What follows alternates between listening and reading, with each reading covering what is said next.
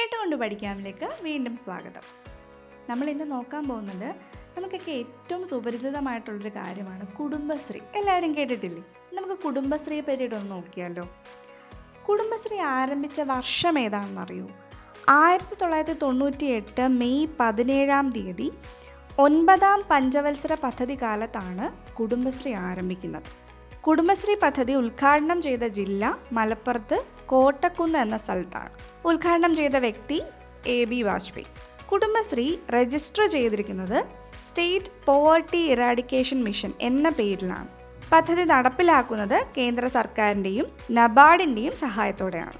കുടുംബശ്രീയുടെ അടിസ്ഥാന യൂണിറ്റ് എന്ന് പറയുന്നത് അയൽക്കൂട്ടം.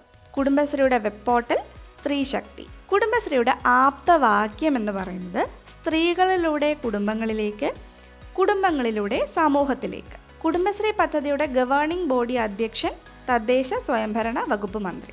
കുടുംബശ്രീ ആരംഭിച്ചത് 1998 മെയ് 17 9ാം പഞ്ചവത്സര പദ്ധതി കാലത്താണ്. ഉദ്ഘാടനം ചെയ്തത് AB വാജ്പേയി. പദ്ധതി ഉദ്ഘാടനം ചെയ്ത ജില്ല മലപ്പുറം കോട്ടക്കുന്ന് എന്ന സ്ഥലത്താണ്. കുടുംബശ്രീ രജിസ്റ്റർ ചെയ്തിരിക്കുന്നത് സ്റ്റേറ്റ് പോവർട്ടി ഇറാഡിക്കേഷൻ മിഷൻ എന്ന പേരിലാണ്.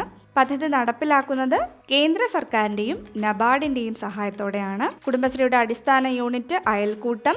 കുടുംബശ്രീയുടെ വെബ് പോർട്ടൽ സ്ത്രീശക്തി.